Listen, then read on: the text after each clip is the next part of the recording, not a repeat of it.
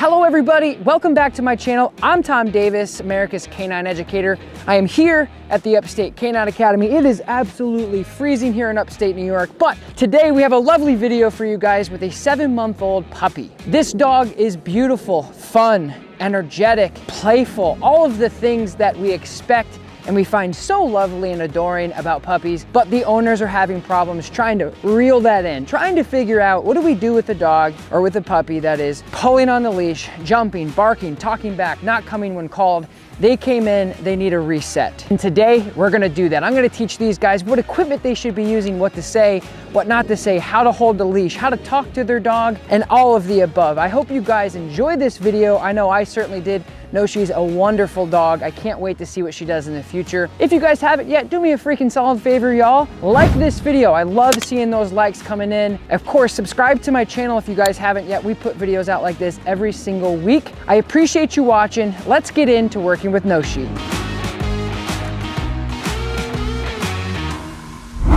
What are we working on? Okay. Really? Okay, I don't know how to use the collar. I don't have much direction with training. I've done some local training classes, but it's not giving me enough, I don't think. She's a good dog. Other trainers have told me, like, they said bad experiences have happened where her dog got embedded into the neck and so you know, she's scared. So they're like, don't use it, but she's such a willful dog that I you know. We want more direction. So you guys just a huge reset on everything. Yeah, just get clarity on additional things we should be doing, because we want to, obviously our goal is to have her as well trained as possible. She's looking to me for direction a lot, and I don't know how to do it. Now she's starting to beg for food, and I know I need the training because I don't, you know, I'm gonna mess her up. Okay. And she's a good dog, so yeah. I don't want to mess her up. Yeah. All right, so we'll get started. This is gonna be fun. See how this is all the way extended here? Yeah. So if this is all the way extended without actually touching her, that means it's too big. I'd like to eventually try to get her to work as a therapy dog. Okay. Yeah, a friendly, obedient dog is easy to make a therapy dog. So I like using 4-foot, 1/4-inch leashes. Gives you more feedback. If you're fishing, that's like a 60-pound test. This is like a 4-pound test. You can feel a lot with this. Yeah. Let me just see where you're at first, and then I'll be able to guide you from there.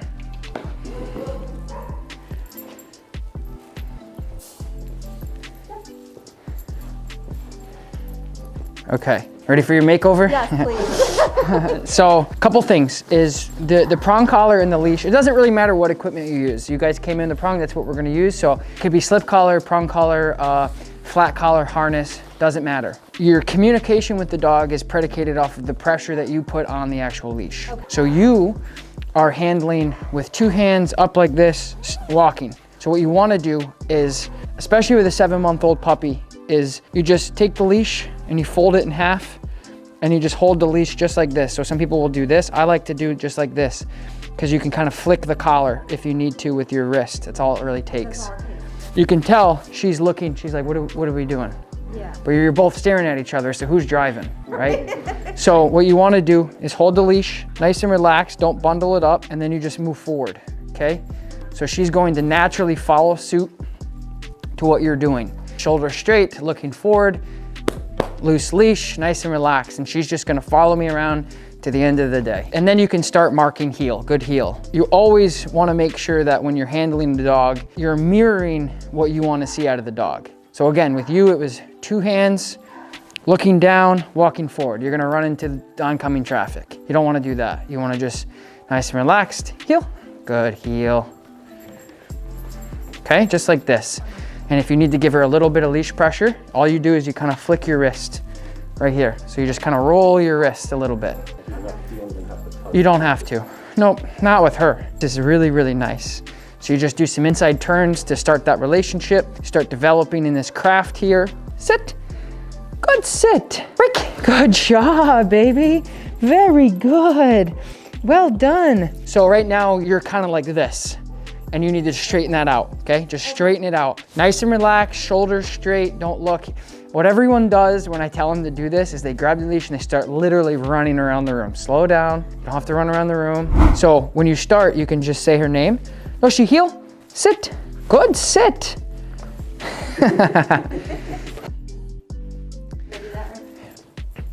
See how this arm is? Okay. Match that, there you go. Nice and relaxed, go ahead. And with the flick, I'm just like pulling up, right? You just snap it, that's all, when you're doing it. And I'll walk you through it. So heel. Heel. Heel. Good. Remember, if your arm is up, your dog's doing something they shouldn't be doing. That's what that prong collar does, is it communicates. That's why the prong collar works so nicely, is because it streamlines your communication. So just look forward. Yep, there you go. There you go. Now walk right back towards me. Good. And just look forward, use your momentum. Good. So she's gonna follow you where you go. So if you're not committed to where you're going, she's not gonna commit to you. So you have to really just go forward and really drive yourself. There you go. I call it momentum. Just use your momentum. So when we're introducing the leash pressure and we're introducing the collar to any dog, and no matter if it's a puppy or not, on basic stuff, we make it really easy. You just go into a circle and they understand pressure release systems. So it's a very classic form of escape training. So the dog goes forward and then you just nudge. It's just like horsemanship. Horse goes forward, we go, no, whoa, and we pull back, and then they go back and we release the pressure, and then the horse stops. It's a classic form of escape training. The next step to introducing leash pressure or the prong collar to a dog or a puppy is to do some directional changes to proof your engagement. So I call it proofing engagement. So when I turn and I say heel, I wanna make sure that she's actually engaged and paying attention to me when I turn. When the collar is on the dog, again, doesn't matter what you use, it isn't about the prong, it's about any collar. Your objective is to simply use the collar to address and communicate. So if she pulls and you go, heel, pop, pop, it's to tell her, nope. So when you're doing this, the less pressure, the better, because that means she's conceptualizing the actual command. She's capturing what we want her to do. And this is a great way to start that. So left side, no, she heel. Good, and you heel. Yes, good heel. Heel, bang, good. She runs into my leg. Good, heel. Good, look at my leash though, that's what, heel, heel, good. So I want her to pay attention to me. So I'll start cutting her off with my body and look what she does. So start looking at me like, what are we doing here, guy? Good, heel, good, heel, good. So I haven't had to use the collar once, but it's there if I need it to communicate. Squirrel comes running into the room, I'm gonna need that correction to say, hey, settle down now, okay? But one finger heeling, nice and relaxed. And then you can tell her, good heel.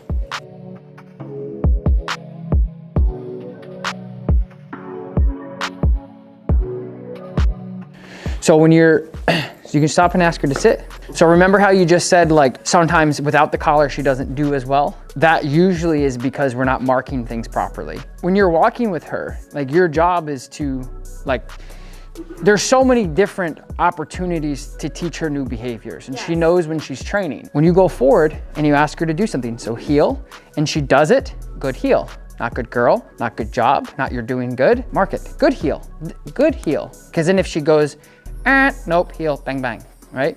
Same thing with sit, she sits, good sit, right?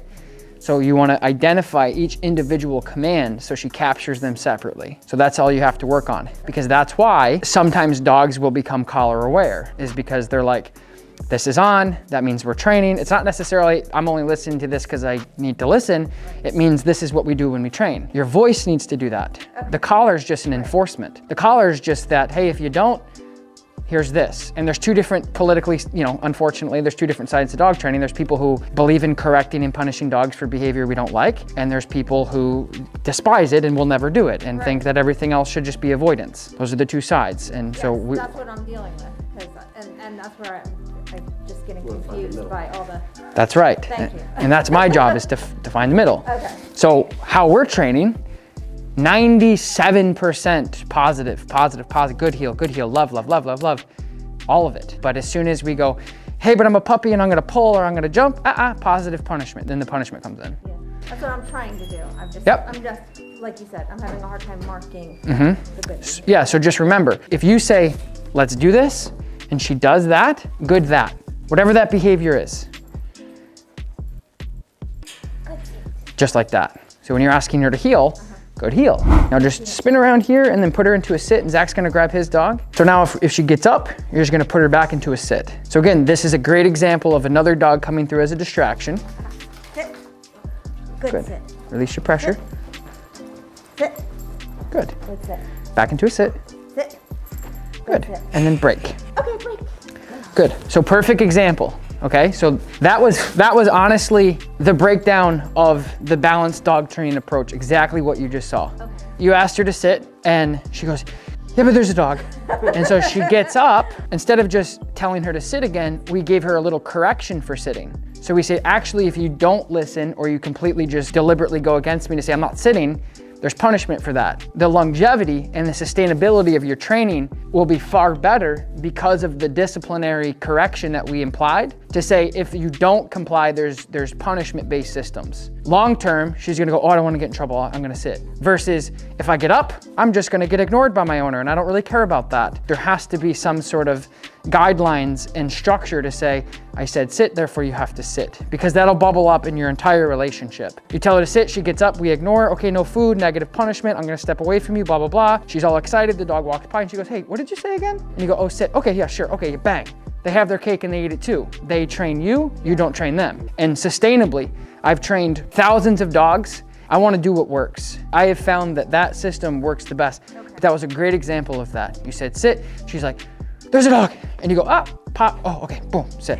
So there's actually enforcement or consequence for non-compliance for basic stuff. So your relationship is balanced. And then when she sat, yeah, it's good, sit, well done, you pay her.